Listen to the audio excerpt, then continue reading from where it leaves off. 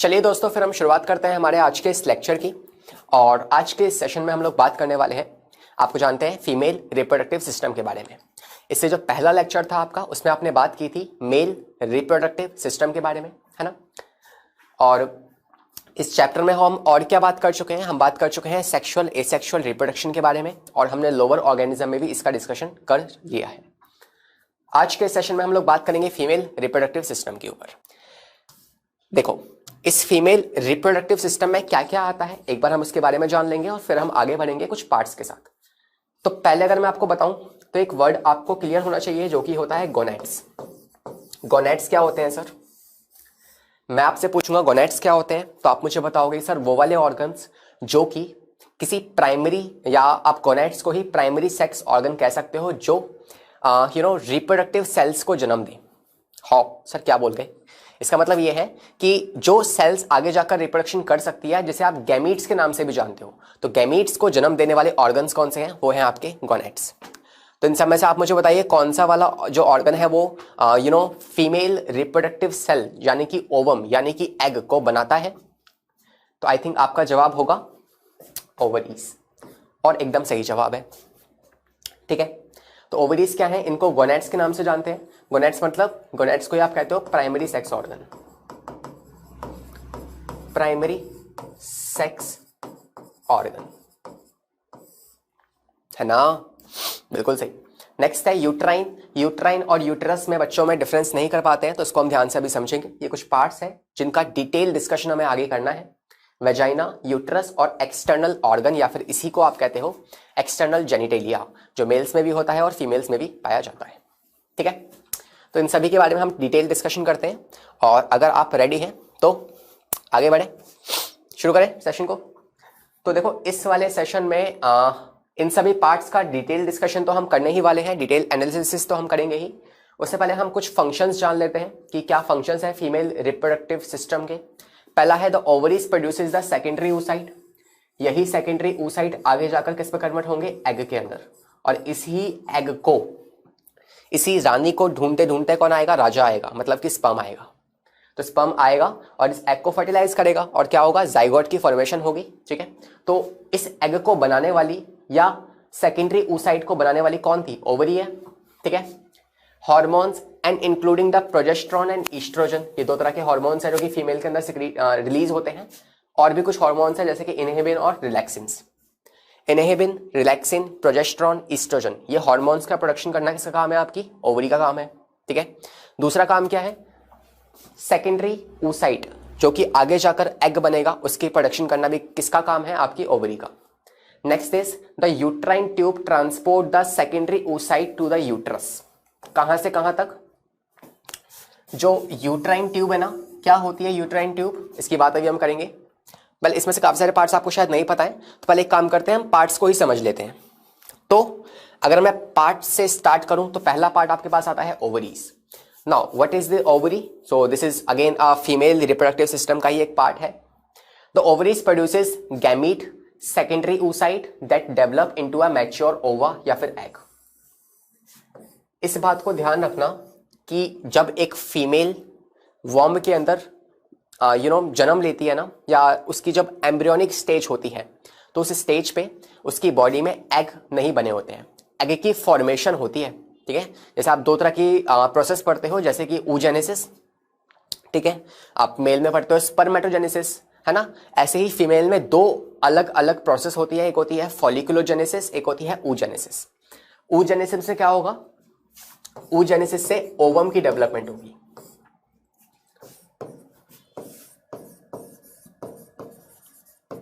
और वहीं पे फॉलिक्यूलोजेनेसिस, इससे क्या होगा? इससे फॉलिकल्स की डेवलपमेंट होगी। ठीक है, तो ओवम ही है जो आगे जाकर, या ओवम को ही आप क्या कह सकते हो? एग भी कह सकते हो। ठीक है, तो एक्चुअली इनको बनना है ना, तो ये बने कैसे? तो इनको बनाया किसने? ओवरी ने बनाया। मतलब कि जो फीमेल में गैमीट्स होते हैं वो कौन बनाती है? ओवरी बनाती है। कौन से गैमीट? सर ओवम या एग। लेकिन ओवम भी एकदम से नहीं बना, ओवम से पहले वाली स्टेज क्या थी? उससे पहले वाली स्टेज थी सेकेंडरी oocyte। सेकेंडरी oocyte, ठीक है। इसके बाद है hormone including the progesterone, oestrogen, inhibin और रिलैक्सिन। ये चार जो है ये हार्मोन्स जो है ये रिलीज होते हैं किसके द्वारा? ओवरी के द्वारा। तो याद रखना है कि ओवरी का काम सिर्फ एक नहीं है कि वो गैमेट्स बनाएगी, नहीं, ओवरी के काफी काम होते हैं। ओवरी जो है ये कुछ हार्मोन्स रिलीज करती है, सेक्सुअल हार्मोन्स, ठीक है। दूसरा, ओवरी जो है ये गैमेट की प्रोडक्शन भी करती है। तीसरा, ओवरी जो है ये कुछ प्रोटीनेशियस हार्मोन्स भी सिक्रीट करती है जब जब एक बेबी का पार्चुरेशन हो रहा होगा या लैक्टेशन हो रहा होगा, तो वहां पे भी इसका रोल प्ले होता है। जब एक बेबी लैक्टेशन कर एक फीमेल जब लैक्टेशन करती है ना, बेबी को मिल्क पिलाती है, तो उस समय पे उसकी बॉडी के अंदर प्रोजेस्टेरॉन और ईस्ट्रोजन का लेवल ना डिक्रीज हो जाता है। डिक्रीज होने से क्या होगा? उस समय पे ओवम की डेवलपमेंट नहीं होगी। ये जो थे ना एग और ये डेवलप होना बंद हो जाएंगे।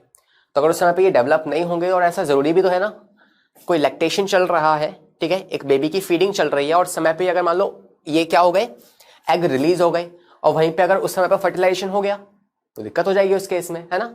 अभी जो आपकी यूट्रस जो है वो प्रॉपर्ली डेवलप नहीं है ना, और उस समय पे अगर वापस से फर्टिलाइजेशन हो गया तो दिक्कत हो जाएगी। तो ऐसे कुछ नेचुरल प्रोसेस जो है वो बॉडी के अंदर चल रहे होते हैं साइमल्टेनियसली। तो आई थिंक ये पहला पार्ट आपको समझ में आया होगा, जो कि क्या है, ओवरी के बारे में, ठीक है। ओवरी का काम क्या है? हमने यहाँ पे फंक्शन की बात की। पहला, गैमीट्स की प्रोडक्शन। दूसरा, कुछ हार्मोन्स का सिक्रीशन जैसे कि प्रोजेस्टेरॉन, ईस्ट्रोजन, रिलैक्सिन और आपका इनहिबिन। ये चार है। इनहिबिन से हमें नाम से ही समझ में आ रहा है, इनहिबिन का मतलब क्या होता है इंग्लिश में? स्टॉप। तो ये किसी चीज को स्टॉप करेगा, वो क्या है वो हम बात करेंगे।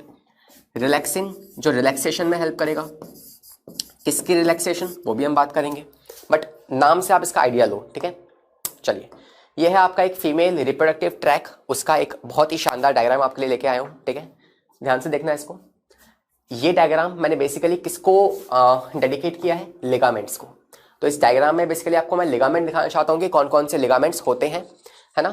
देखो ध्यान से, एक होते हैं आपके सस्पेंसरी लिगामेंट। कौन से? Suspensory ligament. अच्छा सर, ये कौन से लिगामेंट है? तो आप देख सकते हो, देखो दो तीन तरह के लिगामेंट्स होते हैं। कुछ होते हैं राउंड लिगामेंट, कुछ होता है फेल्सीफॉर्म लिगामेंट, कुछ होता है सस्पेंसरी लिगामेंट, ओवेरियन लिगामेंट, बहुत तरह के लिगामेंट्स होते हैं, ठीक है। तो उन्हीं लिगामेंट की हम बात कर रहे हैं। लिगामेंट है क्या? सपोर्टिव स्ट्रक्चर है, जो किसी चीज को सपोर्ट कर रहा होगा, है ना। अब देखो ये ओवरीज जो है ये they are like a hanging, ये कुछ हैंगिंग स्ट्रक्चर्स हैं। अब हवा में तो लटक नहीं रही होंगी ये, है ना। जादू थोड़ी ना कि हवा में लटक जाएंगे, ऐसे उड़ रही हैं, है ना, ऐसे तो ना होगा।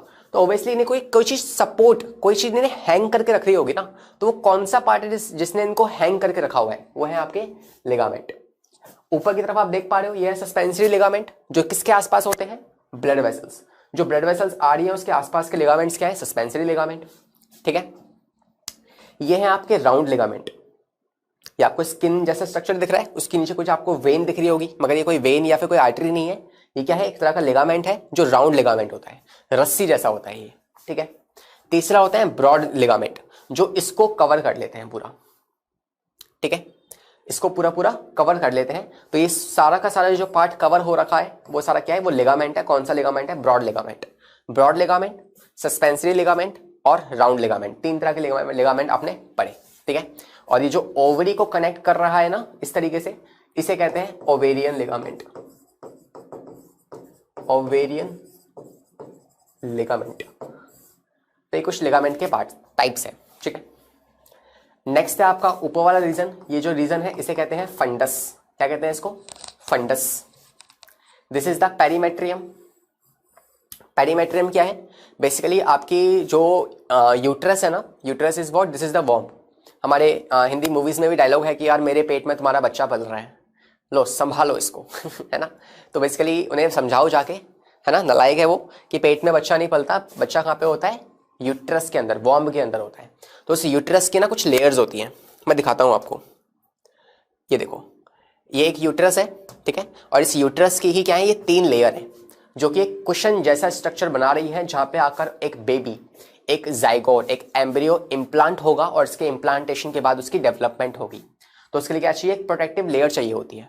तो ये तीन लेयर्स हैं, एंडोमेट्रियम, मायोमेट्रियम, पेरीमेट्रियम। पेरीमेट्रियम बाहर वाली होती है, आउटवर्ड। अंदर वाली कौन सी होती है? एंडोमेट्रियम। तो ये कुछ लेयर्स के नाम है। बीच में क्या है? मायोमेट्रियम है, ठीक है। बीच में क्या है?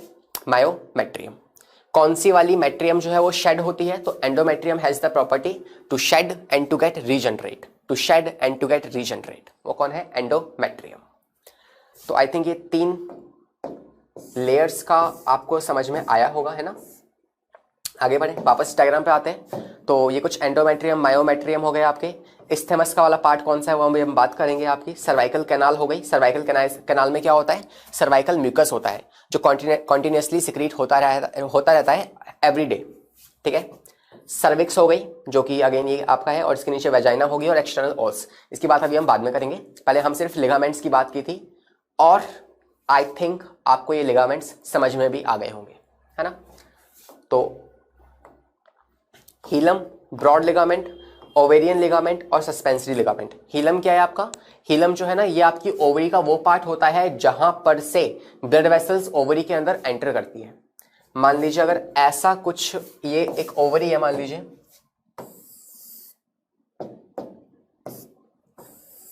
अगर ये एक ओवरी है तो इस ओवरी में ये जो पार्ट है ना, यहां से जहां से आपकी ब्लड वेसल्स एंटर कर रही होंगी इस तरीके से, है ना, तो ये जो पार्ट है इसे आप कहते हो हीलम,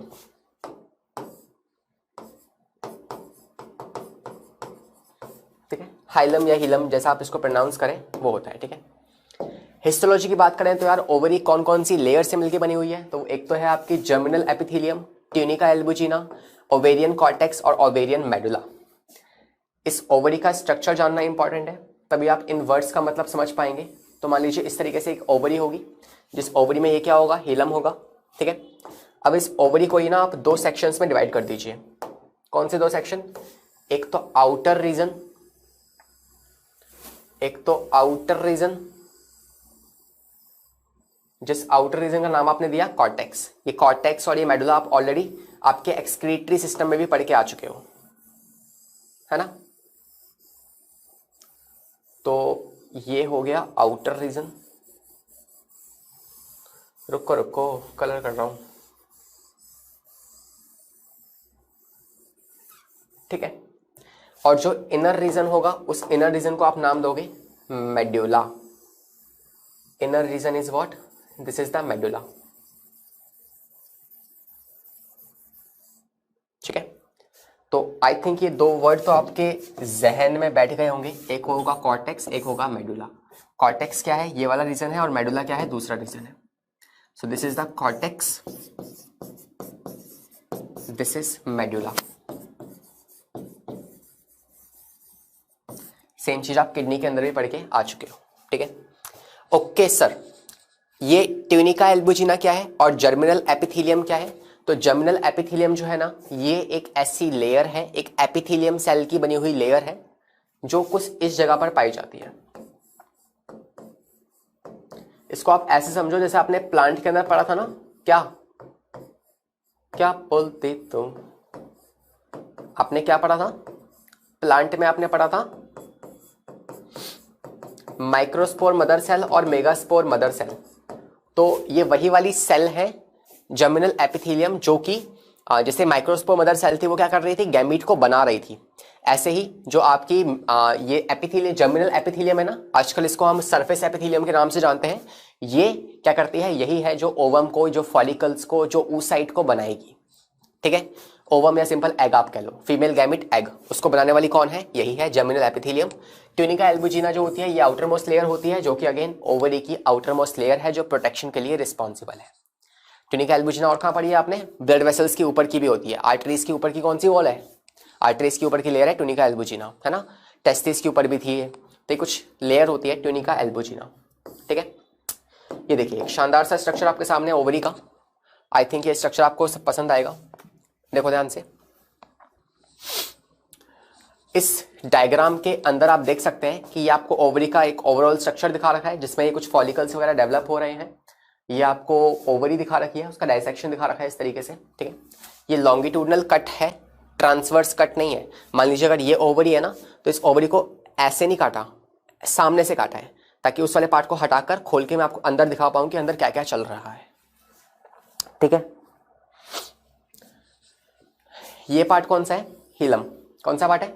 हीलम, जिससे आपकी ब्लड वेसल्स जो है वो एंटर करने वाली है ना।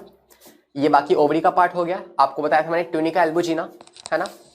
और आपके मेडुला वाला पार्ट और आपका कॉर्टेक्स वाला part, this is your ovarian medulla मतलब अंदर वाला रीजन। तो ये अंदर वाला पार्ट है जहां पे फॉलिकल्स नहीं होंगे, क्या होंगे, इसके अंदर होंगे आपकी ब्लड वेसल्स, आपके न्यूरॉन्स, आपके नर्व फाइबर्स और लिम्फ। ये सब कहाँ पे होगा, ये होगा इस वाले पार्ट के अंदर। इसको छोड़ के जो बाकी का कॉर्टेक्स रीजन है उसके अंदर क्या होंगे, उसमें आपके फॉलिकल्स की डेवलपमेंट होगी। इस कॉर्टेक्स रीजन में ही आपके दो प्रोसेस चल रहे होंगे जिसका नाम है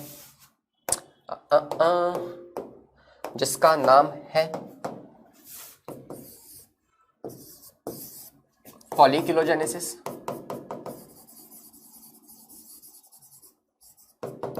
और दूसरा है oogenesis। ठीक है, तो ये दो जो है आपके पास प्रोसेस है, ये सब चल रहे हैं किसके अंदर, ओवरी के कॉर्टेक्स वाले रीजन। कहां पर होंगे ये, कॉर्टेक्स रीजन में। और वहीं अगर मैं बात करूं दूसरे पार्ट की,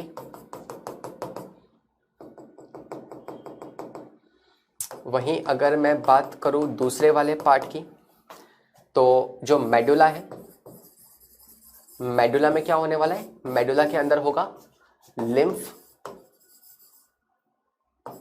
ठीक है, आपकी ब्लड वेसल्स, प्लस में आपके नर्व फाइबर्स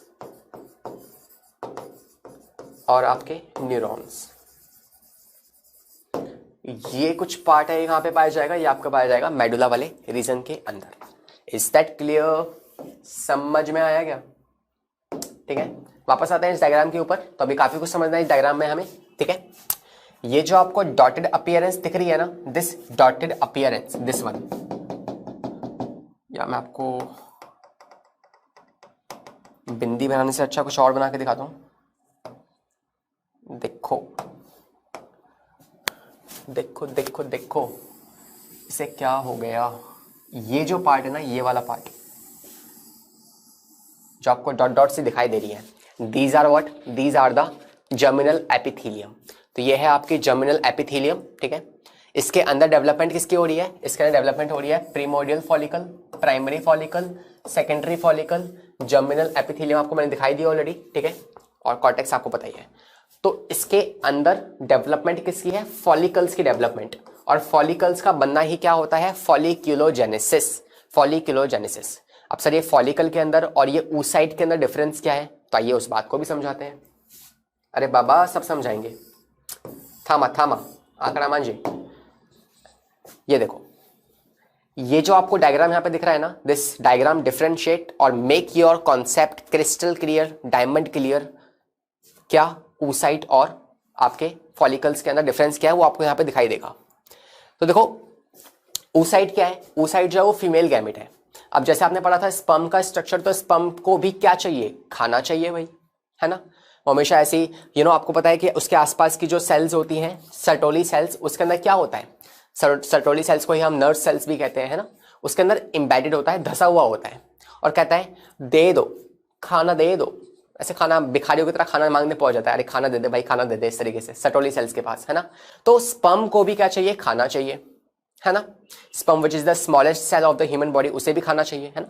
सेम जो oocyte डेवलप हो रहा है, क्या उसे खाना नहीं चाहिए होगा, चाहिए होगा। तो उसे खाना कौन देंगी, उसे खाना देने वाली है आपके फॉलिकल्स। समझ में आया क्या डिफरेंस है। oocyte आगे जाकर गैमीट बनेगी, oocyte को खाना चाहिए, तो उसे खाना कौन दे रहा है, उसके आसपास एक सेल्स की पूरी लेयर बनी हुई है, उस लेयर को आप कहते हो क्या, उस लेयर को आप कहते हो फॉलिकल्स। तो फॉलिकल ही है जो उसे खाना देने वाली है। समझ में आई इतनी बात आपको, ठीक है। तो ये बीच वाला पार्ट जो आपने देखा, this is what, this is primary oocyte, this is primary oocyte। Primary oocyte के बाहर जो आपको सेल्स की लेयर देख पा रहे हो, दिस सेल की layer is what we call follicle. ढूंढो कहां पे लिखा हुआ है फॉलिकल, या है वैसे ही फॉलिकल का स्ट्रक्चर देखो, ये रहा मैच्योर ग्राफियन फॉलिकल, और इसी शब्द का नाम आपकी बुक में दे रखा है ग्राफियन फॉलिकल या मैच्योर फॉलिकल। ठीक है, तो ये है एक मैच्योर फॉलिकल जिसके अंदर कौन डेवलप हो रहा है। ऐसे बच्चे ऐसे माँ करते हैं ना अपने बच्चे को कि ओ मेरा बच्चा, ओ मेरा राजा, ऐसे ही क्या है, इसके अंदर ये प्राइमरी oocyte जो है ना ये, और इसके बाहर क्या है, इसके बाहर है फॉलिकल जो इसका ध्यान रख रही है। ठीक है, ओके। और एक और बात, इस ही फॉलिकल में देखो ये क्या है, ये जो गोल गोल सा पार्ट आपको दिख रहा है, ये पूरे सेल्स का गुच्छा जो है ना, ये जो एक ऑर्नामेंट सा बन चुका है, दिस ऑर्नामेंट, दिस ये जो स्ट्रक्चर है, ये स्ट्रक्चर जो है ना, इस स्ट्रक्चर को आप कहते हो क्या? Granulosa cell. कहाँ लिखे हैं? ये रहे, देखो these are the granulosa cell. तो ये है ग्रेनुलोसा सेल जो कि फीड कर रहे हैं या फिर जो खाना दे रहे हैं किसको? आपके oocyte को, प्राइमरी oocyte को। तो हमने इन दोनों की बात कर ली है ना, किस किस की? ग्रेनुलोसा सेल की और प्राइमरी oocyte की। ओके, अब देखो इस oocyte को मैं दिखाऊं तो भाई oocyte भी एक सेल है। oocyte के अंदर भी क्या होगा? साइटोप्लाज्म होगा, उसके अंदर भी क्या होगा? न्यूक्लियस होगा। तो ये जो आपको दिखा रखा है ये क्या है? प्राइमरी oocyte थी। इसके अंदर कौन सा है? इसके अंदर है प्लाज्मा लेमा, या फिर आप प्लाज्मा कह सकते हो। इसके अंदर प्लाज्मा भी मत कहो, इसको आप कहो साइटोप्लाज्म या ओप्लाज्म कह लो, सबसे बेस्ट है ओप्लाज्म। तो oocyte के अंदर क्या है? ओप्लाज्म है, ठीक है। ये उसका न्यूक्लियस हो गया, ये हो गया उसका न्यूक्लियस। और इसके बाहर की जो लेयर है, दिस लेयर, oocyte के बाहर की जो लेयर है, इसे आप कहते हो जोना पेलुसिडा। यही है वो लेयर जिसको फाड़ कर, जिसको चीर कर एक स्पर्म जो है वो एक ओवम के अंदर एंट्री लेगा, और ओवम के अंदर एंट्री लेने के बाद क्या होगा? फिर वो एग में कन्वर्ट होगा, एग जाइगोट में कन्वर्ट होगा, जाइगोट के बाद फिर आगे की कहानी चलने वाली है। तो ये हो गई जोना पेलुसिडा, ठीक है। और इसके बाहर जो आप ये इस तरीके से सेल देख रहे हो, किसकी लेयर है? ग्रेनुलोसा सेल की लेयर है। और जो आपके जोना पेलुसिडा के बाहर वाली जो आपकी लेयर है, किसकी? ग्रेनुलोसा सेल की, उस लेयर को आप नाम देते हो कोरोना रेडिएटा। Corona radiata. हालांकि इतना डेप्थ में आपके में नहीं है, सिर्फ क्या है आपकी बुक में, एक तो oocyte समझना है, एक फॉलिकल आपको समझना है। देखो एनसीईआरटी ने डायग्राम भी नहीं दिया है, उसने सिर्फ आपको नाम लिख के छोड़ दिया तुम्हारे भरोसे, ठीक है। तो उसने नाम लिख के छोड़ दिया, अब तुम भी छोड़ दोगे और हम भी छोड़ देंगे, तो करेगा कौन फिर इसको, है ना। तो छोड़ना नहीं है। ये आपके पास एक सेल का स्ट्रक्चर है, इसलिए मैंने आपको स्ट्रक्चर दिखाया, मैं कुछ और पार्ट समझा रहा हूं। तो NCERT what it is doing a great job, कि वो अपना वर्ड लिख के छोड़ रही है, उस वर्ड को सीखने का दिमाग तुम्हारा होगा, है ना। तो वही चीज को थोड़ा सा आसान हम लोग कर रहे हैं आपके लिए। तो वो क्या है यहाँ पे? बेसिकली अंदर का oocyte लिखा था, एनसीईआरटी ने समझा दिया यहाँ पे। बाहर का फॉलिकल लिखा था, एनसीईआरटी ने समझा दिया यहाँ पे। कुछ एक्स्ट्रा बातें जो मैं आपको ज्ञान में दे रहा हूँ, तो ज्ञान है, फ्री का है, रख लो, क्या जाएगा। तो ये जो ग्रेनुलोसा सेल है, ये है आपकी ग्रेनुलोसा सेल, जिसकी पहली लेयर है ना, जोना पेलुसिडा के बाहर की जो पहली लेयर है ग्रेनुलोसा सेल की, उसे कहते हैं कोरोना रेडिएटा। इसके बाद फ्री कोरोना रेडिएटा जो होती है ये बाहर निकलती है, और जो आपका फॉलिकल है उस फॉलिकल को भी कवर करती है, ठीक है। उस फॉलिकल को भी ये कवर कर रही होती है। समझ में आई इतनी बात आपको? कवर कर रही होती है। और इसके बीच में एक फ्लूइड भरा हुआ है, ये जो फ्लूइड है, दिस फ्लूइड इज एट्रियम। कौन सा फ्लूइड होता है oocyte के अंदर? एट्रियम फ्लूइड होता है। ऐसे सवाल आता है कि बताओ जो आपका स्पर्म है, मेल स्पर्म, उसके अंदर कौन सा एंजाइम होता है या कौन सा फ्लूइड होता है? तो वो क्या है आपका? वो है एक्रोसोम, ठीक है। इतनी बात आगे समझ में आपको? आगे बढ़े। प्राइमरी oocyte डेवलप हो रहा है, कोरोना रेडिएटा आप समझ चुके हो, है ना। ये दो बात आप जानते हो ऑलरेडी। बेसमेंट लेयर क्या है? अब आपको पता है कि आपके oocyte के बाहर की लेयर कौन सी है? Zona pellucida. ऐसे ही फॉलिकल के बाहर की लेयर कौन सी है? वो है बेसमेंट लेयर। Basement layer. और इस बेसमेंट लेयर के आसपास कुछ स्ट्रक्चर्स आप देख रहे हो, ये सांप बिच्छू जैसे, ये क्या है? ये है थीका फॉलिक्यूलो, जो कि दो लेयर्स फॉर्म कर रही है, theca externa, theca interna. Theca externa, theca interna. और याद रखना यही थीका इंटरना जो है ना, ये एंड्रोजन को चेंज करती है, किसमें? ईस्ट्रोजन में। एंड्रोजन को चेंज करती है ईस्ट्रोजन। एंड्रोजन क्या है? Male sex hormone. ईस्ट्रोजन क्या है? Female sex hormone. तो फीमेल की बॉडी के अंदर भी मेल सेक्स हार्मोन रिलीज तो होते हैं, लेकिन फर्दर वो कन्वर्ट हो जाते हैं किसके अंदर? मेल सेक्स हार्मोन्स के अंदर, सॉरी फीमेल सेक्स हार्मोन के अंदर। तो उसे करने वाली कौन है? वो है थीका इंटरना। पिट्यूटरी ग्लैंड से हार्मोन जो आएगा वो एक्ट करेगा किसके ऊपर? थीका इंटरना, ठीक है। एंड्रोजन जो आएगा, एंड्रोजन एक्ट करेगा थीका इंटरना पे, थीका इंटरना उसको चेंज कर देगी किसके अंदर? ईस्ट्रोजन के अंदर। और फिर आगे की कहानी जो है चलेगी। समझ में आई इतनी बात आपको? ठीक है। तो ये था आपका एक और कुछ भी होते हैं, जैसे आपको यहाँ पे देख पा रहे हो कोलेजन फाइबर्स भी होते हैं यहाँ पे आसपास में, जो अगेन एक रफनेस प्रोवाइड के लिए है, ठीक है। स्ट्रोमा सेल्स होती हैं जो न्यूट्रिशन दे रही है किसको? आपके फॉलिकल को, ठीक है। तो इतना पार्ट आई थिंक समझ में आ गया होगा आपको, है ना। चलिए तो वापस आते हैं अपने उस स्ट्रक्चर पे और अपनी कहानी को आगे बढ़ाते हैं, किसकी, ओवरी की। तो ओवरी के आपने दो पार्ट देखे, तो मैंने आपको ये वाले स्ट्रक्चर समझाए थोड़े थोड़े से, कौन से, फॉलिकल और oocyte का। तो देखो ये क्या डेवलप हो रहे हैं, ये आपके फॉलिकल डेवलप हो रहे हैं, और पहला फॉलिकल डेवलप होता है उसे कहते हैं क्या, primordial follicle. Primordial follicle change होता है किसके अंदर, प्राइमरी फॉलिकल। ये फॉलिकल है, oocyte नहीं है, oocyte इसके अंदर डेवलप होगा आगे जाकर। अभी क्या है, primordial follicle, primary follicle, primary follicle किसमें होगा, सेकेंडरी फॉलिकल में, और सेकेंडरी फॉलिकल फिर आगे जाएगा टर्शरी फॉलिकल, और टर्शरी फॉलिकल फिर ऐसे फट जाएगा, सॉरी टर्शरी नहीं होगा, प्रीमोडियल, प्राइमरी, सेकेंडरी, फिर ग्राफियन फॉलिकल। फिर क्या आएगा, ग्राफियन फॉलिकल। कहाँ है ग्राफियन फॉलिकल, ये रहा, mature Graafian follicle. Graafian follicle एक स्टेज पे आके फट जाएगा और oocyte बाहर निकल जाएगा, जिसके अंदर oocyte डेवलप हो रहा था। देखो ये रहा oocyte जो आपको ने पहले दिखाया था। अब ये oocyte बाहर निकलेगा तो बचा क्या, फॉलिकल बच गया with its some of the granulosa cell. तो ये जो स्ट्रक्चर बच गया इसे आप कहते हो क्या, कॉर्पस ल्यूटियम। क्या कहते हो इसको आप, कॉर्पस ल्यूटियम। और ये येलोइश होता है अपीयरेंस में, इसीलिए इसे कहते हैं येलो स्पॉट, येलो स्पॉट। ठीक है। और जब ये डीजनरेट होता है और खत्म होने वाला होता है या फिर डीजनरेट हो चुका होता है, उस समय से कहते हो आप कॉर्पस एल्बिकन, कॉर्पस एल्बिकन। और इवेंचुअली इसी को, कॉर्पस एल्बिकन को आप कहते हो क्या, इस कॉर्पस एल्बी जो एल्बिकन है इसे आप कहते हो yellow body. This is the yellow body. ठीक है, समझ में आ गई इतनी बात आपको। चलिए आते हैं ओवरी के ऊपर वापस। और आपने कॉर्टेक्स वाला पार्ट समझ लिया, मेडुला आपने समझ लिया। Their peripheral part produces the ova और द एग। जो इस ओवरी के पेरिफेरल पार्ट है, मतलब जो कॉर्टेक्स वाला पार्ट है, वही क्या कर रही है, वही oogenesis और फॉलिकुलोजेनेसिस को बना रही है। Normally one egg mature in each ovary every alternative month. Her alternative month पे, ठीक है, एक एग मैच्योर होता है। सारे के सारे एग, सारे के सारे फॉलिकल बन तो चुके हैं एम्ब्रियोनिक स्टेज पे, लेकिन जो डेवलप हो रहे हैं वो कब होंगे, वो होंगे आपके हर मंथ में एक बार। तो जब एम्ब्रियोनिक स्टेज थी, मतलब फीमेल जब मदर की वॉम्ब के अंदर थी, तो उस समय पर सारे के सारे फॉलिकल बन गए। कितने फॉलिकल, मिलियंस ऑफ फॉलिकल, या फिर लाइक कुछ कहते हैं अप्रोक्सीमेटली 10 लाख कुछ जो है ना फॉलिकल्स उस समय बन जाते हैं। ठीक है, अभी फॉलिकल बन चुके हैं। अब फॉलिकल की जब डेवलपमेंट हो गई और फिर ये क्या होता है, ये रेस्टिंग फेज पे जाते हैं, तब ऐसा कुछ नहीं हो रहा होगा। बच्चे के जन्म के बाद ये वाला सीन नहीं होगा, ये रुक जाएगा। अभी सिर्फ यहाँ तक स्टेज रुक चुके हैं, सारे फॉलिकल्स डेवलप हो चुके हैं। अब जैसे ही एक फीमेल 12 साल की होगी, हालांकि अब तो आप जानते हो कि अब जो प्यूबर्टी एज है वो और जल्दी हो गई है, बच्चे कुछ ज़्यादा ही जल्दी मैच्योर हो रहे हैं, बहुत जल्दी ही समझदार हो जा रहे हैं, है ना।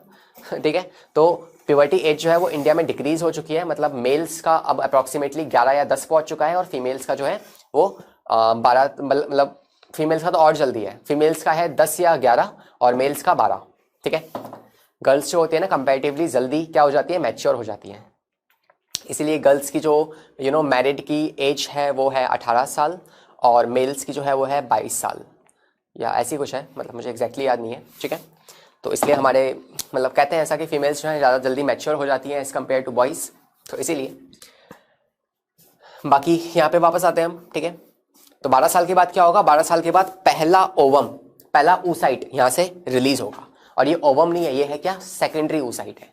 यहाँ पे था प्राइमरी oocyte, फिर क्या आया, secondary oocyte। Secondary oocyte release हुआ और फिर ये जाएगा आपकी फ्लोपियन ट्यूब में, और वहाँ पे जब तक स्पर्म ना आ जाए तब तक ये अपनी सेकेंडरी oocyte से ये एक ओवम के अंदर चेंज नहीं होता है। क्या सर जब स्पर्म इसके पास आएगा तब चेंज हो जाएगा, तब भी नहीं होगा। क्या सर जब स्पर्म इसको फर्टिलाइज कर देगा तब हो जाएगा, नहीं तब भी नहीं होगा। तो जब इस oocyte को, oocyte के ऊपर की कौन सी लेयर थी बताओ मुझे, oocyte के ऊपर की कौन सी लेयर थी, जोना पेलुसिडा। उसको जब फाड़ेगा ना स्पर्म, और स्पर्म इसके अंदर घुसेगा, स्पर्म जो है इस ओवम के अंदर घुसेगा, उसके बाद एक जो इसकी लास्ट फेज थी, ठीक है, मेटाफेज जो था इसका वो कंप्लीट होगा, और उसके घुसने के बाद फर्टिलाइज जब हो गया है ना, उसके बाद ये सेकेंडरी oocyte कन्वर्ट होता है किसके अंदर, एग के अंदर, और फिर होता है फर्टिलाइजेशन, और उसकी आगे की कहानी फिर कंटिन्यू होती है। इज दैट क्लियर, समझ में आया क्या। ठीक है, ये वाला पार्ट हो गया। नेक्स्ट है आपके पास ओवेरियन फॉलिकल्स। क्या होते हैं, तो ovarian follicles are the cortex and the consist of a oocyte। Follicles के अंदर क्या है, oocyte है ना। Stages of the development, plus the cells surrounding them when the surrounding cells are at the several layer and they refers as to a granulosa cell. जब ये इसके आसपास की सेल बहुत सारी लेयर्स फॉर्म करती है उसे आप नाम देते हो क्या, granulosa cell. And the surrounding cells nourish the developing oocyte. क्या कर रही है ग्रेनुलोसा सेल, नरिश कर रही है, खाना दे रही है किसको, वो डेवलपिंग oocyte को. Being to secrete oestrogen as to follicle grow larger. तो एक और काम है इन ग्रेनुलोसा सेल के कि ये ईस्ट्रोजन को भी सिक्रीट करती है time to time. As the oocyte grow larger, the follicle also enlarges and get filled with the fluid and Graafian follicle. और कौन सा फ्लूइड है वो है आपका एट्रियम. एट्रियम, ठीक है. तो जैसे ही फॉलिकल बड़ा होगा उसके अंदर एक फ्लूइड भर जाएगा एट्रियम, और उसके बाद फिर क्या बन जाएगा, वो ग्राफियन फॉलिकल बन जाएगा. ठीक है, ओके. नेक्स्ट है आपकी ओवरी और ओव्यूलेशन. ओव्यूलेशन क्या है, उस सेकेंडरी oocyte का निकलना. तो ovulation is the rupture of the follicle, Graafian follicle का रप्चर होना, और एग का या सेकेंडरी oocyte. एग नहीं कहना चाहिए वैसे हमें यहाँ पे, but as for your convenience हम कह सकते हैं कि एग का रिलीज होना, या फिर we can say secondary oocyte का रिलीज होना. ठीक है, सेकेंडरी oocyte का रिलीज होना. And this release of the egg is pick by the fimbriae of the oviduct. तो फिम्ब्रे वही है, वो चलाक तुम्हारा दोस्त कि एक बार आजा, हल्का सा आगे आएगा और ऐसे उसको खींच लेंगी, ऐसे खींच, तू इधर आजा, ऐसे खींच लेंगे उसको. ठीक है, कि अब ये oocyte तो है बदमाश, ये तो कहीं इधर उधर भाग जाएगा, तो इसको पकड़ने के लिए कोई तो चाहिए ना. उसको पकड़ के कौन खींचती है, फिम्ब्रे खींचती है. फिम्ब्रे है क्या, वो आपको मैं अभी आगे दिखाऊंगा. और दूसरी बात, आपके फिम्ब्रे के आसपास ना बहुत सारे क्या होते हैं, फैगोसाइट भी होते हैं. वो फैगोसाइट किसे खाते हैं, ओवम को, oocyte को नहीं, वो खाते हैं किसको, वो खा जाते हैं आपके स्पर्म को. तो स्पर्म को खाने के लिए भी बहुत सारे क्या होते हैं, फैगोसाइटोसिस तैयार रहते हैं किसके अंदर, फीमेल के पास. तो पहले तो फीमेल बुलाती है किसको, स्पर्म को. स्पर्म जैसी एंट्री घुसी, जैसी उसने एंट्री ली, उसके बाद क्या करेगी, उसे मार भी डालेगी. किसके थ्रू, फैगोसाइटोसिस के थ्रू. देख लो क्या षड्यंत्र चल रहे हैं बॉडी के अंदर. तो पता ही नहीं है ऐसा कुछ चलता भी है. तो आई थिंक आपको ये फॉलिकल और ये oocyte समझ में आ गया होगा, है ना. इसके बाद आपने ये डायग्राम भी देख लिया. कॉर्पस ल्यूटियम की मैं बात कर रहा था आपसे. देखो क्या है कॉर्पस ल्यूटियम. कॉर्पस ल्यूटियम जिसे आप येलो बॉडी कहते हो, ठीक है, contains the remaining of the mature follicle after the ovulation. Ovulation के बाद, अब देखो आपको पता है कि दूसरी बात ये भी है कि समय के साथ साथ ना बहुत सारे फॉलिकल्स डिस्ट्रॉय भी होते रहते हैं ओवरी के अंदर. ठीक है, यहाँ पे कह रहा है कि कॉर्पस ल्यूटियम क्या है, आपके पास येलो बॉडी है. The corpus luteum produce progesterone. Oestrogen किसने बनाया था, ईस्ट्रोजन बनाया था आपके ग्रेनुलोसा सेल ने, है ना. प्रोजेस्टेरॉन किसने बनाया, कॉर्पस ल्यूटियम. प्रोजेस्टेरॉन के साथ ईस्ट्रोजन भी, रिलैक्सिन भी और इनेबिन भी, ये सब क्या होते हैं, बनते रहते हैं जब तक ये डिजेनरेट ना हो जाए. तो कॉर्पस ल्यूटियम का बहुत इंपॉर्टेंट रोल है, इस बात को याद रखना. अगर को फर्टिलाइजेशन हो गया तो कॉर्पस ल्यूटियम परसिस्ट करेगा और कॉन्टिन्यूसली अपना प्रोजेस्टेरॉन ईस्ट्रोजन बनाता रहेगा. अगर को फर्टिलाइजेशन नहीं हुआ तब इसका कुछ समय बाद क्या होगा, कुछ समय बाद जो ये कॉर्पस ल्यूटियम है ये 2 हफ्ते बाद डिजेनरेट हो जाएगा और मर जाएगा. ठीक है, तो ऐसा क्यों है कि यार जब फर्टिलाइजेशन हो गया है तो ये परसिस्ट करेगा, क्योंकि उसके बाद जो है ओवरी को क्या करना है, यूट्रस को प्रिपेयर करना है किसके लिए, आने वाली साइकिल्स के लिए. तो ऐसा कुछ कारण होता है, तो हम बाद में जानेंगे. नेक्स्ट है oestrogen as was secreted by the follicles prior to ovulation, है ना. ओवुलेशन से पहले क्या हुआ था, ईस्ट्रोजन का सिक्रेशन हुआ था किसके द्वारा, फॉलिकल्स के द्वारा. Progesterone which prepares the uterus for receiving the embryo. Progesterone क्या करेगा, जो यूट्रस है उसको प्रिपेयर करेगा. तो प्रोजेस्टेरॉन का सिक्रेशन तो होता रहेगा किसके थ्रू, इस कॉर्पस ल्यूटियम के थ्रू. तो जैसे ही oocyte निकला, कॉर्पस ल्यूटियम बच गया. कॉर्पस ल्यूटियम क्या कर रहा है, अपना काम कर रहा है, प्रोजेस्टेरॉन को सिक्रीट करना, जिससे कि यूट्रस जो है वो प्रिपेयर हो सके, उसकी लाइनिंग मोटी हो सके, क्योंकि आगे जाकर उस जाइगोट को उसके ऊपर इम्प्लांट होना है. Is that clear. ठीक है, तो ये कहानी हो गई आपकी. फिर ये डायग्राम हम ऑलरेडी पढ़ ही चुके हैं. आई थिंक आपको ये कॉर्पस ल्यूटियम समझ में आ गया होगा. अगर ये आपको आ गया तो उसका हम आगे बढ़ते हैं, और वह है आपकी oviduct. The 2 oviduct are called the fallopian tube. Oviduct क्या है, यही यूट्रस था, ओवरी थी, ये जो डक्ट है ये है ओविडक्ट. इसके 3 पार्ट होते हैं, इस्थेमस, इनफेंडिबुलम और एम्प्यूला. एम्प्यूला, इनफेंडिबुलम और इस्थेमस. एम्प्यूला वो वाला पार्ट है जहां पे एक्चुअली में फर्टिलाइजेशन होने वाला है. They provide a route for the sperm to reach an ovum and transport secondary oocyte. ये एक रास्ता प्रोवाइड करते हैं स्पर्म को, जो स्पर्म यहां से बेचारा ऐसे भागता भागता भागता भागता आएगा. स्पर्म की ना स्पाइरल मूवमेंट होती है, ऐसे स्पाइरल मूवमेंट। तो वो स्पाइरल मूवमेंट करते करते रीच करेगा किसके पास, ओवम के पास। ओवम कहाँ पे आया है, ओवम भी यहाँ पे आ चुका है। तो एम्प्यूला जो है ना पूरी फ्लोपियन ट्यूब में वो कौन सा पार्ट है जहां पे फर्टिलाइजेशन होता है, एम्प्यूला। कई चांसेस में यहाँ पे भी हो जाता है, इस्तेमस में भी हो जाता है, मगर मोस्ट चांसेस में क्या होगा, एम्प्यूला के अंदर ही होगा। ठीक है। Secondary oocyte and fertilise the ova from the ovary to the uterus. तो फर्टिलाइज कर देगा उसको। इसके 3 पार्ट है, इन्फेंडिबुलम, एम्प्यूला और isthmus. Ampulla which is the site for fertilization, इस बात को याद रखना। नेक्स्ट है सीलिया इज इन ओविडक्ट। क्या ओविडक्ट में सीलिया है, हाँ सर, यस, ओविडक्ट में सीलिया होती है। ओवम जो खुद अपने आप में इतना बड़ा है, जिसके पास इतना सारा फूड है जिसे स्टोर करके वो चल रहा है आगे, और उसके पास कोई पैर तो है नहीं कि वो खुद चल पाए, है ना, तो उसे कौन चलाता है। तो आप याद रखिएगा कि इस ओविडक्ट के अंदर क्या होते हैं, सीलिया होते हैं, और इन सीलिया की मदद से क्या हो पाती है, मूवमेंट होती है।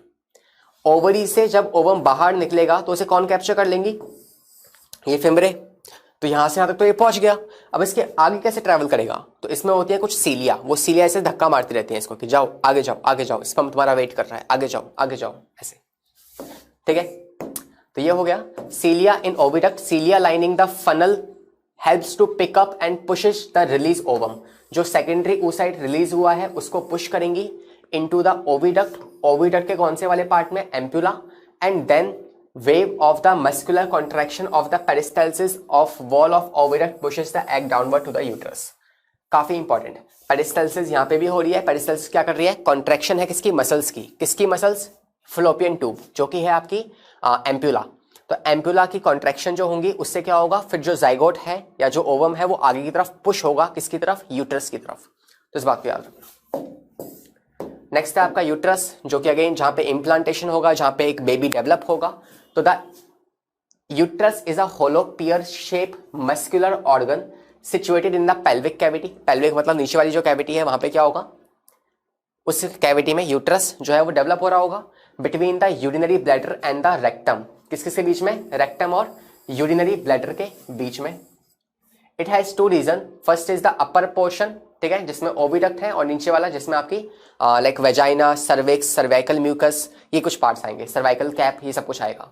It is also the site of implantation, यही साइट है किसकी, इम्प्लांटेशन की। यहीं पे क्या होगा, इम्प्लांटेशन होगा of a fertilized ovum, development of the foetus during the pregnancy and the labour. और यहीं पे क्या होगा, एक फीटस डेवलप होगा और उसकी लेबरिंग भी कहां पे होगी, यहीं पे होने वाली है। During reproductive cycle when the implantation does not occur, the uterus is a source of menstrual flow. और यूट्रस ही है जो मेंस्ट्रुएशन भी करवाएगा अगर को फर्टिलाइजेशन नहीं हो पाया। तो यूट्रस के बहुत सारे काम है। पहला काम क्या है,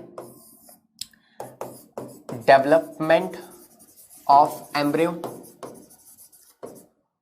दूसरा, इम्प्लांटेशन यहीं पे होगा, मतलब जो जाइगोट या फिर जो जाइगोट है, एम्ब्रियो है जो इसी की वॉल्स पे आके क्या होगा, इम्प्लांट होगा। और तीसरा काम, मेंस्ट्रुअल फ्लो भी कौन कराएगा, यही कराता है, मेंस्ट्रुअल फ्लो।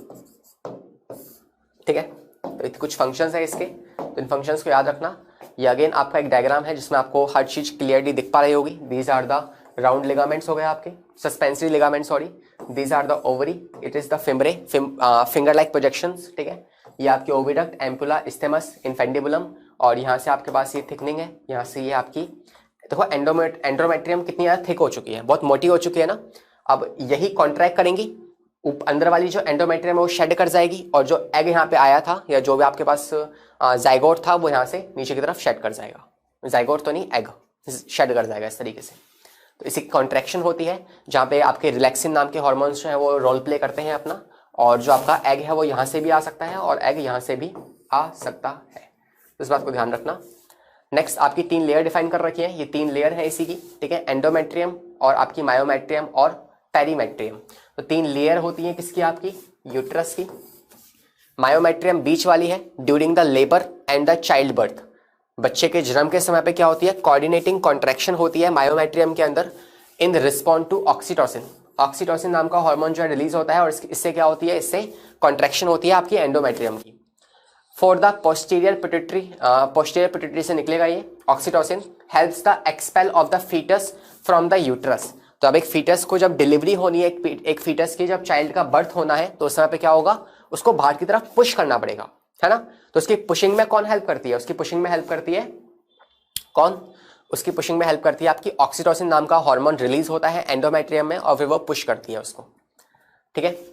एंडोमेट्रियम की बात करें तो endometrium is divided into 2 layers, एक तो होगी स्ट्रेटम फंक्शनलिस और एक होगी स्ट्रेटम बेसिलिस। ये आपके सिलेबस में नहीं है, आप इसे काट सकते हो, ठीक है। तो आप देख सकते हो इस तरीके से, ये आपकी अंदर वाली एंडोमेट्रियम थी, ठीक है। इसको कुछ इस तरीके से दिखा रखा है, इसका सेम पोर्शन उस तरफ भी होगा और इस तरफ भी होगा।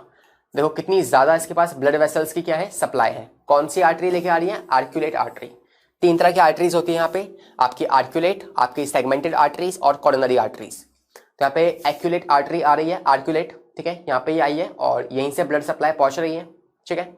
नीचे है सर्विक्स वाला पार्ट, सर्वाइकल कैप होगा यहाँ पे, और नीचे है वजाइना। तो इस वाले पार्ट पे हम बाद में आएंगे, पहले यहाँ पे देखिए। तो ये है आपकी एंडोमेट्रियल ग्लैंड, आपकी एंडोमेट्रियम में कुछ ग्लैंड्स भी होती हैं, ठीक है। ये आपकी 2 लेयर में मैंने आपको बता दी, स्ट्रेटम फंक्शनलिस और स्ट्रेटम बेसिलिस। आपके सिलेबस में नहीं है, काट सकते हो। स्ट्रेट आर्टेरियोल्स हो गया, रेडियल आर्टरीज हो गई आपकी, और स्पाइरल आर्टेरियोल्स। तो अगेन ये कुछ आर्टरीज हैं जो कि ब्लड लेकर आ रही है किसके पास, इसके पास, क्योंकि ये वही वाला पार्ट है जहाँ पे न्यूट्रिशन आएगा। न्यूट्रिशन किसके थ्रू आता है, ब्लड के थ्रू आता है। तो ऑब्वियसली यहाँ पे ब्लड की सप्लाई हाई होनी चाहिए ना, तो काफी ज्यादा मात्रा होती है किसकी, ब्लड की इस जगह पर, ठीक है। आउटर मोस्ट पेरीमेट्रियम, बीच वाली मायोमेट्रियम, सबसे अंदर वाली एंडोमेट्रियम, यूट्राइन कैविटी और रेडियल आर्टरी, ये आप देख पा रहे हो। तो ये वाले पार्ट इंपॉर्टेंट है, इसको याद रखना। डायग्राम में लेबलिंग के लिए आ सकता है क्योंकि बुक में भी आपका ये डायग्राम दे रखा है। सर्वाइकल म्यूकस क्या है, ये वो वाला म्यूकस है जो लुब्रिकेट करता है किसको, यूट्रस को। तो ये लुब्रिकेशन के लिए प्रेजेंट होता है, लुब्रिकेशन। अपनी रिप्रोडक्टिव साइकिल में हर दिन एक फीमेल जो है वो 20 से 60 ml सर्वाइकल म्यूकस सिक्रीट करती है, ठीक है। The secretory cell of the mucus of the cervix produces a secretion called the cervical mucus. जो म्यूकस, जो सर्विक्स है, सर्विक्स के अंदर कुछ क्या है, सर्वाइकल सेल्स होती हैं जो क्या सिक्रीट करती हैं, सर्वाइकल म्यूकस सिक्रीट करती हैं। Cervical mucus is more hospitable. अब देखो फंक्शन देखो इसका, इस म्यूकस का फंक्शन क्या है, लुब्रिकेशन किसको चाहिए, स्पर्म को चाहिए। तो हॉस्पिटेबल मतलब जो स्वागत करेगी किसका, स्पर्म का। And near the time of the ovulation because it is than less viscous and more alkaline. ये एल्कलाइन होती है और मोर विस्कस होती है कब, ओव्यूलेशन के टाइम पे। जैसे ही ओव्यूलेशन होगा, एग रिलीज होगा, ये विस्कस हो जाएगी, एल्कलाइन हो जाएगी, जिससे कि स्पर्म आके अपनी एंट्री ले सके। एसिडिक मीडियम में स्पर्म सर्वाइव नहीं कर सकता, तो ये जो है ये यूट्रस को कैसा बनाती है, ये यूट्रस को एल्कलाइन बनाती है। वैसे यूट्रस कैसा होता है, वैसे जो आपका यूट्रस है वो एसिडिक होता है। क्यों एसिडिक है, क्योंकि बाहर से वो है क्या, एक्सटर्नल जेनिटेलिया है ना, बाहर एनवायरमेंट के एक्सपोज है, तो एनवायरमेंट से कोई बैक्टीरिया आ सकता है उस एसिडिक मीडियम में, मतलब उस यूट्रस के अंदर। तो उसको मारने के लिए, उस बैक्टीरिया को मारने के लिए आपकी यूट्रस कैसी होती है, वो होती है एसिडिक इन नेचर। और ओवुलेशन के समय पे कैसी होती है, ओवुलेशन के टाइम पे वो होती है आपकी एल्कलाइन, ठीक है। इतना पार्ट आई थिंक आपको समझ में आ गया होगा। इतना अप्रॉक्स क्या होता है इसका, पीएच होता है। At other time a more viscous mucus forms a cervical plug that physically impeded sperm penetration. तो इसके बाद क्या होगा, जैसे ही आपका ओवम आगे आ जाएगा, इसका सिक्रीशन और बढ़ जाएगा और ये हेल्प करेगी एक स्पर्म की विगरस मूवमेंट में। जो स्पर्म की स्पाइरल मूवमेंट है ना, उसकी मूवमेंट में भी हेल्प करेगी और उसको ऊपर की तरफ पुश करने में मदद करेगी। तो ये होता है सर्वाइकल म्यूकस, ठीक है। Cervical mucus supply energy to the sperm. एक बात आप जानते हो, सर्वाइकल म्यूकस क्या कर रहा है, स्पर्म को हेल्प कर रहा है ना, तो उसका एनर्जी देगा। और दूसरा, both the cervix and the cervical mucus protect the sperm from the phagocyte. आप जानते हैं यूट्रस के अंदर क्या है, बहुत सारी फैगोसाइटोसिस है। फैगोसाइटोसिस क्या होती है, ये एक तरह की WBC है जो खाने के लिए रिस्पॉन्सिबल है, ठीक है, खा जाती है, खा जाती है। जैसे इनको कोई अगर बाहर से आता हुआ कोई फॉरेन सेल दिखी, स्पर्म है क्या, एक फॉरेन सेल है, तो जैसे उसको वो फॉरेन सेल दिखी, खा जाएगी, ठीक है। माँ कसम आज तो छोड़ेंगे नहीं, ऐसे कहती है, ठीक है, और खा जाती है पकड़ के उसको। ये सीन हो गया आपका, ठीक है। सर्वाइकल म्यूकस आप जानते हो एक फंक्शन और इसका, वो है कैपेसिटेशन। कैपेसिटेशन क्या है, the function changes of the sperm undergo a special reproductive track before they are able to fertilize the secondary oocyte। Secondary oocyte के फर्टिलाइजेशन से पहले क्या होता है, कैपेसिटेशन होता है। और ये क्या है, ये विग्रस मूवमेंट होती है टेल की, किसकी, स्पर्म के टेल की विग्रस मूवमेंट, वो होता है कैपेसिटाइजेशन, ठीक है, कैपेसिटेशन। लास्ट में क्या है, लास्ट में आपकी है वजाइना, जहां से एक बेबी जो है इसको पुश करके बाहर निकाला जाएगा, जिसकी मूवमेंट में कौन आएगा, इसकी हेल्प करेगा ऑक्सीटोसिन। ऑक्सीटोसिन, ठीक है। ये है आपकी एंडोमेट्रियम, में कुछ लेयर्स दिखा रखे हैं, देख लीजिए। नीचे क्या है, ये है वेजाइना, जहां से पेनिस एंटर करेगा और पेनिस जो है वो स्पर्म की सिक्रेशन छोड़ देगा किसके अंदर, इस सर्विक्स वाले पार्ट के अंदर। ओके, वेजाइना 10 सेंटीमीटर लॉन्ग होती है, तो काफी मतलब 10 सेंटीमीटर है, और पूरी यूट्रस कितनी होती है, 18 सेंटीमीटर लॉन्ग होती है, ठीक है। It is receptacle for the penis, तो वेजाइना क्या करेगी, ये पेनिस को रिसेप्ट करेगी, जो कि मेल एक्सटर्नल जेनिटेलिया है, जिससे कि स्पर्म ट्रेवल करेगा ड्यूरिंग द सेक्सुअल इंटरकोर्स, और सेक्सुअल इंटरकोर्स को ही हम कहते हैं कॉइटस, कॉइटस भी कहते हैं इसको, ठीक है। The outlet of the menstrual flow and the pass away of for the children, तो यहां से चिल्ड्रन जो होगा वो बाहर निकलेगा। The opening of the vagina in young female is partially close by a thin membrane called hymen. Important है, सवाल इससे आ रखा है पहले कि जो वेजाइना है वो कौन सी एक पतली सी थिन मेम्ब्रेन से कवर्ड होती है, वो है आपकी हाइमन। इस हाइमन से लेके बहुत से लोगों में बहुत एक मिसकंसेप्शन है कि जिस फीमेल के अंदर अगर ये हाइमन ऑलरेडी ब्रोकन है, जब फीमेल फर्स्ट टाइम किसी सेक्सुअल इंटरकोर्स में जाती है ना, तो उस समय क्या होती है, उसकी ब्लीडिंग होती है। क्यों ब्लीडिंग होती है, क्योंकि ये हाइमन जो है ब्रेक हो जाती है, थोड़ा बहुत पेन होता है, और क्या होती है, ब्लीडिंग होती है उस केस में, ठीक है। और ये हाइमन टूट जाती है, ठीक है। अब इस हाइमन के टूटने से काफी लोगों में मिसकंसेप्शन है कि कोई अगर फीमेल की, किसी फीमेल की अगर वेजाइना के ऊपर जो हाइमन लेयर है अगर वो टूटी हुई है, तो मतलब वो ऑलरेडी सेक्सुअल इंटरकोर्स में पार्टिसिपेट कर चुकी है। But again this is a misconception, ऐसा नहीं होता है। तो यहाँ पे जो हाइमन होगी अगर वो टूटी हुई है, तो उसके बहुत कारण हो सकते हैं। कोई फीमेल अगर साइकिलिंग कर रही है ना, तो साइकिलिंग करने से या कोई फिजिकल एक्सरसाइज करने से क्या हो सकता है, उसकी ये लेयर, ये हाइमन जो है ना, ये जिसे आप वेजाइनिन नॉट भी कहते हो, विर्जिन नॉट, सॉरी, तो विर्जिन नॉट या फिर जो हाइमन है वो ब्रेक हो सकती है साइकिलिंग की वजह से, फिजिकल एक्सरसाइज की वजह से, या किसी भी कारण से टूट सकती है। मगर हमारी सोसाइटी तो है ही ऐसी, जो किसी भी चीज को हवा बनाने के लिए तैयार बैठी होती है ना। तो इसकी मिसकंसेप्शन है फीमेल्स के अंदर, बट ऐसा आप एडुकेटेड हो, पढ़े लिखे हो, ठीक है। मुझे पता है क्योंकि मैंने पढ़ा है, तो मैं बता रहा हूं ताकि तुम आगे और किसी को बता सको इसके बारे में, तो ध्यान रखना इसके बारे में, ठीक है। The hymen is frequently rupture in the childhood, बचपन में भी ये रप्चर हो जाती है कई बार, क्योंकि जब वो फिजिकल एक्सरसाइज कर रही होती है, या फिर कोई डिसीज हो जाती है उसको, या फिर साइकिलिंग के समय पे, बाईसाइकिलिंग के समय से, राइट, तभी ऐसा टूट सकती है। तो ध्यान रखना इसके बारे में। लास्ट में क्या है, vulva which is the external genitalia. जैसे मेल्स में क्या होती है, पेनिस होता है एक्सटर्नल जेनिटेलिया, ऐसे फीमेल में क्या है, वुल्वा। इस वुल्वा के कुछ पार्ट होते हैं, जैसे कि लेबिया माइनोरा, लेबिया मेजोरा, ठीक है। तो ये कुछ पार्ट है, ये आपके में इतना इंपॉर्टेंट नहीं है। और एक होता है क्लिटोरिस, ठीक है, ये होता है क्लिटोरिस। जैसे कि मेल्स में इरेक्टाइल टिश्यू कौन सा होता है, पेनिस, ऐसे ही फीमेल्स में इरेक्टाइल जो यूट्रस को इरेक्ट करता है वो कौन है, वो है क्लिटोरिस, ठीक है। तो ये कुछ पार्ट थे जो आपको समझ में आए होंगे आई थिंक। और लास्ट में आप कुछ टर्म्स में लिख के लाया था आपके लिए, तो एक बार इनको रीड करिएगा। अगर आपको समझ में ना आए तो हम फिर इसको नेक्स्ट क्लास में डिस्कस कर लेंगे, ठीक है। तो ये कुछ टर्म्स है जो आप देख सकते हो, मेडिकल टर्म्स है। इन मेडिकल टर्म्स को आप just for the fun fact, इससे कोई सवाल नहीं आएगा, मगर अपनी नॉलेज के लिए आप इसे पढ़ सकते हैं। तो आज के लिए हमारा सेशन सिर्फ इतना ही था, बाकी हम मिलेंगे आपके अगले सेशन में। तब तक के लिए यार पढ़ाई करते रहें, और चीज़ों को एक्सप्लोर करें जितना ज़्यादा हो सके, और अपनी बुक को यार प्लीज़ इसको रीड कीजिएगा जो मैंने आज आपको पढ़ाया है। अगला सेशन, एक लास्ट सेशन और आएगा, 2 सेशन और आएंगे इसके ऊपर। एक होगा आपके रिप्रोडक्टिव हेल्थ के ऊपर, और एक होगा आपका फर्टिलाइजेशन के ऊपर। तो 2 सेशंस और होंगे इसके, ठीक है। तो आज के लिए इतना काफ़ी है, बाकी हम मिलेंगे अगली क्लास में। तब तक के लिए बाय बाय, टेक केयर।